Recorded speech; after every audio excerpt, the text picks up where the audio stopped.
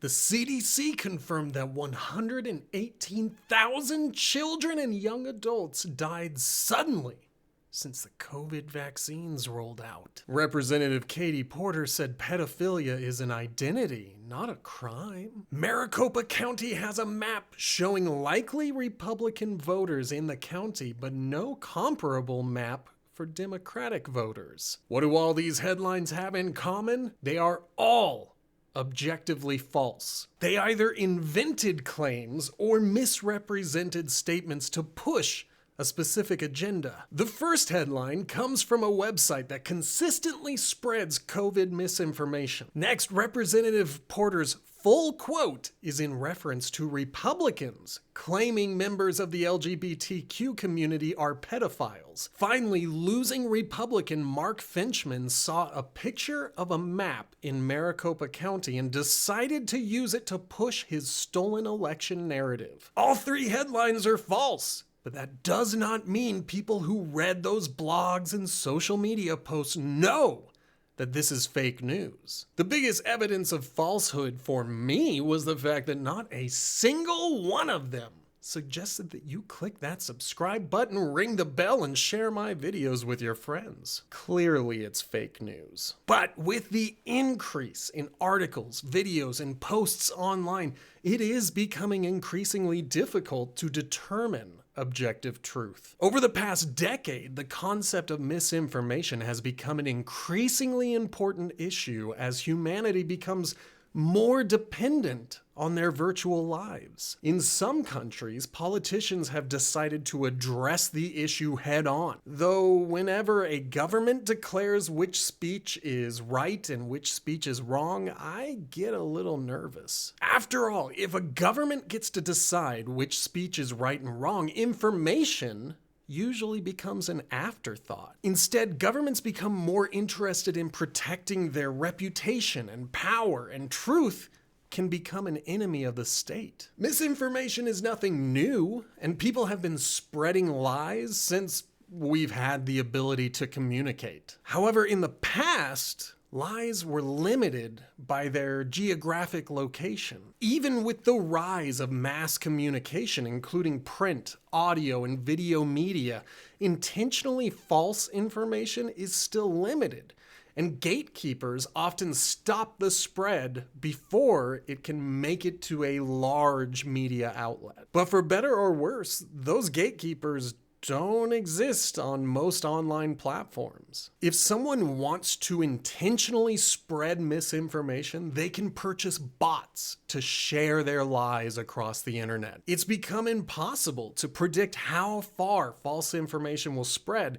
so for some, it makes perfect sense for their government to get involved. In India, the Press Information Bureau can now identify information as fake or false, and according to Indian law, social media platforms will then have to police the content. Unfortunately, the onus of identifying misinformation is on the government. And this is where I have to pause and wonder, what gets defined as false or fake news? If someone posts about the moral shortcomings of a politician, I find it difficult to believe the information will be preserved over the reputation of the politician. In addition to India, the Australian Communications and Media Authority has been given expanded powers to create a compulsory code of conduct for digital platforms. While Australia's media regulator does not have the power to define truth, it is gaining a new and graduated set of powers that will enable the ACMA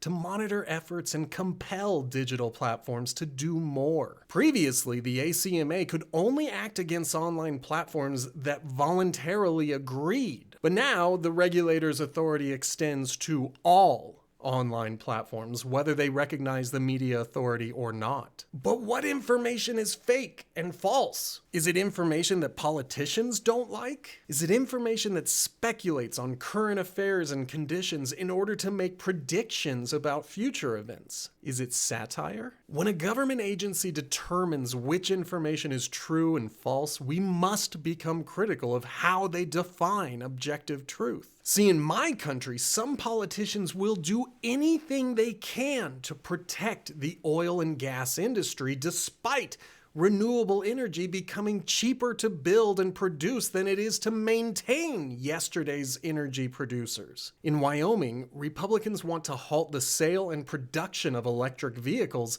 in the next decade because they believe wealth can only come from fossil fuels, and their bill aims to protect those industries specifically. Objectively, it is better for the environment and the wallet to switch to renewable energy, but politicians wish to preserve the wealth of old industries. Given the opportunity to determine truth, would these politicians allow scientists and economists to speak against fossil fuels? Since I am calling out Wyoming's Republican politicians specifically, would they claim that I am spreading misinformation about their desire to preserve dwindling profits over protecting people and the environment? However, misinformation is a real problem with real consequences, and more than half of Americans surveyed believe that social media companies have a responsibility to remove hateful and false information. But then we get hung up on the definitions of hate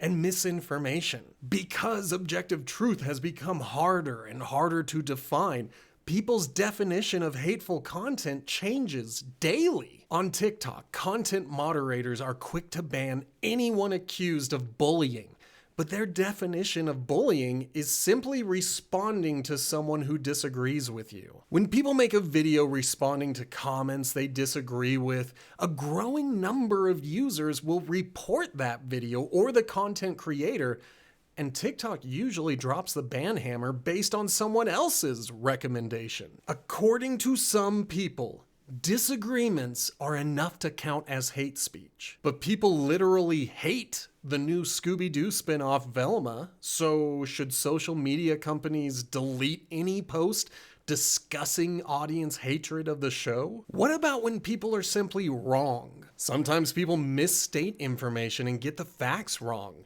So should we treat their errors as dangerous speech? What if someone speaks to what is true now, but as more information is released, their speech becomes false? Should their posts be deleted? What about people who quoted the wrong source? Idaho pathologist Ryan Cole is facing disciplinary action for his spreading of misinformation about COVID-19 and the use of the infamous horse paste. He presumably studied medicine, so he should be an authority on the subject. But clearly, he should be held responsible for quoting false statistics and claiming truths without data to back up his claims. But what about people who referenced Cole? They literally posted false information, so should they be held to the same standards as the doctor they quoted? At the time that they were posting their objectively false statements, they were quoting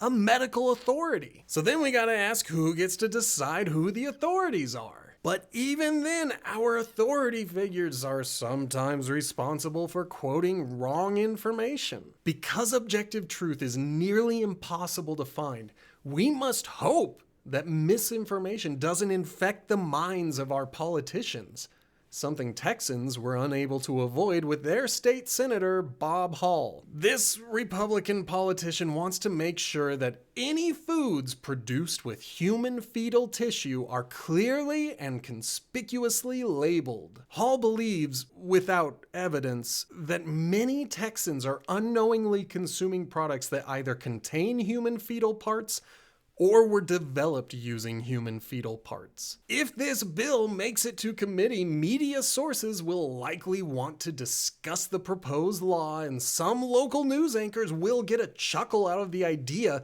that manufactured foods are made with aborted fetuses. But why does Republican Bob Hall believe that cannibalism has become a widespread problem? Should his sources be punished for spreading misinformation? Should he, a lawmaker, be held responsible for bringing misinformation to Texas's Congress? Regardless, Hall will be able to speak in an official capacity about a problem he cannot prove exists. Fortunately, there is some good news, a tiny tiny small amount of good news. That little bit of good news about the rise of misinformation and the fall of objective truth is that, well, everyone falls for it. There is no evidence that says you're more likely to be duped if you vote this or that way. It's human nature to hear salacious headlines and to fit it into our current perception. In other words, if a story paints your team in a good light or shows the other team negatively, you are more likely to believe it. I say you, but I mean we.